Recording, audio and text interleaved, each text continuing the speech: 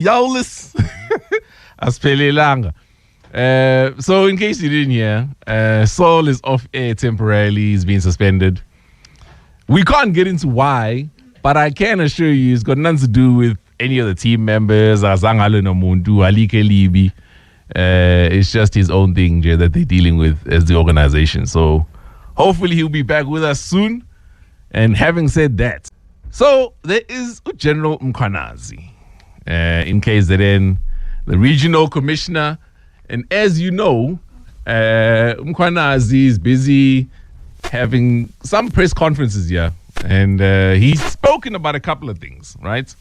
One of these things is the issue of policing, which we've also touched on, actually, in the country. Yeah. We spoke about the fact that there's a shortage of policing when you consider how many people they need to police, right? Yeah.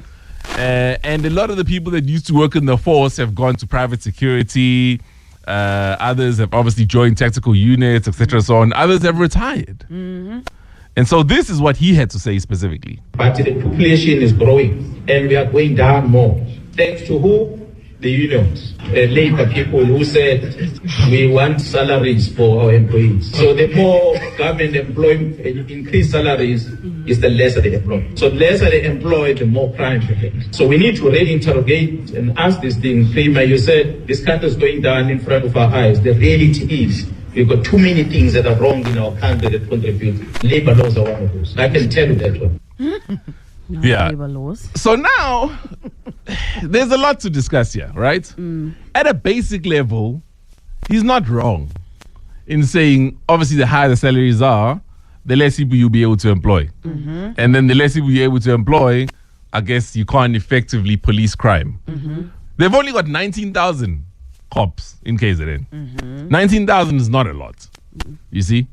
And so if people, it's just lucky that people never commit crime en masse. We don't always wake up and decide to be criminals. It's only a small portion of the public. But abantu decide now they want to be lawless. There's nothing the cops could do about it. True. You see? However, the way he framed it, as you can imagine, the unions then came out and said, dude, how can you say that? So two unions specifically, right? COSATU, Congress of South African Unions, they said, dude, how can you say that you yourself were protected by these very same labor laws when you're still coming up in the ranks, right? Police and prison civil rights unions, Pop Crew came out and said the same thing.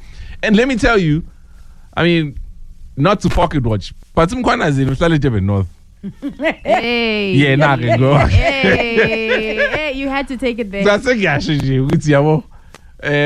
if he's saying that police people should be earning, he didn't say it, but the implication is that they shouldn't be earning as much. Right. So how much should they be earning for people that are putting their lives on the line?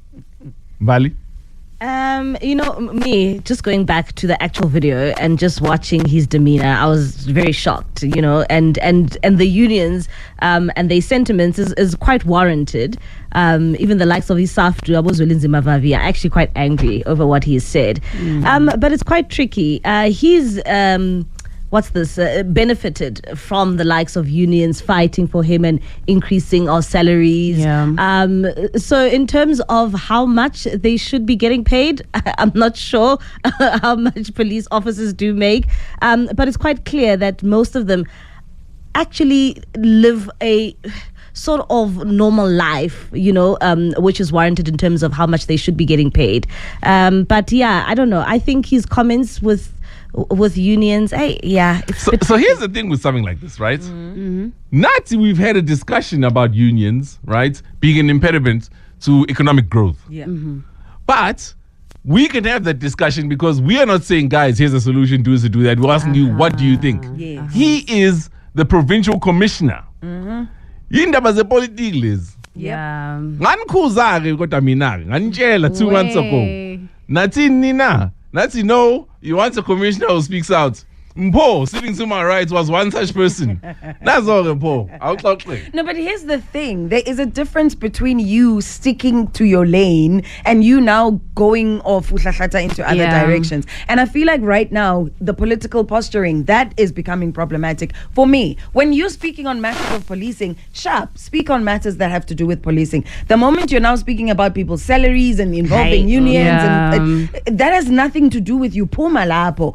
But outside of that, I think when you look at the fact that police clearly are not being paid enough by virtue of how much corruption there is within policing. If they were getting paid a proper salary, maybe they would be less inclined to take a bribe and so on, and there would be less crime. Maybe, I don't know. I'm just putting it out there. Now, Slu, what if people are saying, I mean, obviously, Mkhwanazi's contract is going to come to an end shortly, right? At the end of this month. Yeah.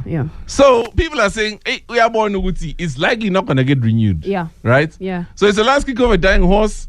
He's saying, okay, I'll say everything I wanted to say now. Absolutely. I think it's exactly that, Sizwe. I also think Mkhwanazi manje usephethe ile nto kuba right. You know, now coming out and saying something that people agree with all the time. Yeah. So like you said at the beginning that he's not wrong. Yeah. So I think he's on that tip now.